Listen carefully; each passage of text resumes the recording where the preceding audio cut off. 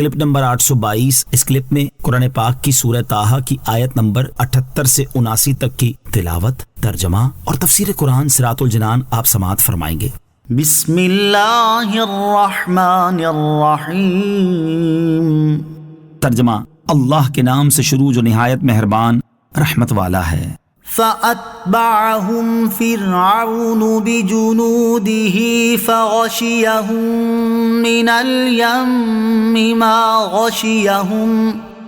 ترجمہ: تو فرعون اپنے لشکر کے ساتھ ان کے پیچھے چل پڑا تو انہیں دریا نے ڈھانپ لیا جیسا انہیں ڈھانپ لیا۔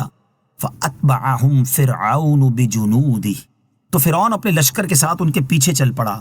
حضرت موسیٰ علیہ السلام اللہ تعالیٰ کا حکم پا کر رات کے پہلے وقت میں بنی اسرائیل کو اپنے ہمراہ لے کر مصر سے روانہ ہو گئے تو فرعون قبطیوں کا لشکر لے کر ان کے پیچھے چل پڑا، اور جب فرعون اپنے لشکر کے ساتھ دریا میں بنے ہوئے راستوں میں داخل ہو گیا تو انہیں دریا نے اس طرح ڈھانپ لیا اور اس کا پانی ان کے سروں سے اس طرح اونچا ہو گیا جس کی حقیقت اللہ تعالیٰ ہی جانتا ہے۔ یوں فرعون اور اس کا لشکر غرق ہو گیا، اور حضرت موسیٰ علیہ السلام اپنی قوم کے ساتھ فرعون کے ظلم و ستم اور دریا میں ڈوبنے سے نجات پا گئے۔ وَأَضَلَّ فِرْعَوْنُ قَوْمَهُ وَمَا هَدَىٰ۔ ترجمہ: اور فرعون نے اپنی قوم کو گمراہ کیا اور راہ نہ دکھائی۔ وَأَضَلَّ فِرْعَوْنُ قَوْمَهُ، اور فرعون نے اپنی قوم کو گمراہ کیا، یعنی فرعون نے اپنی قوم کو ایسا راستہ دکھایا جس پر چل کر وہ دین اور دنیا دونوں میں نقصان اٹھا گئے کہ کفر کی وجہ سے وہ دنیا میں ہولناک عذاب میں مبتلا ہو کر مر گئے، اور اب وہ آخرت کے ابدی عذاب کا سامنا کر رہے ہیں۔ اور فرعون نے اپنی قوم کو کبھی ایسا راستہ نہ دکھایا جس پر چل کر وہ دین اور دنیا کی بھلائیوں تک پہنچ جاتے۔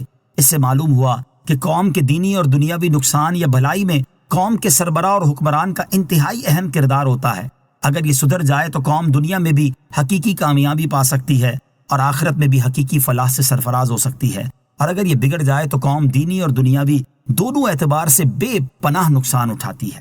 صلو علی الحبیب صلی اللہ تعالی علی محمد صلی اللہ تعالی وسلم۔ مجھے اپنی اور ساری دنیا کی لوگوں کی اصلاح کی کوشش کرنی ہے انشاءاللہ عز و جل۔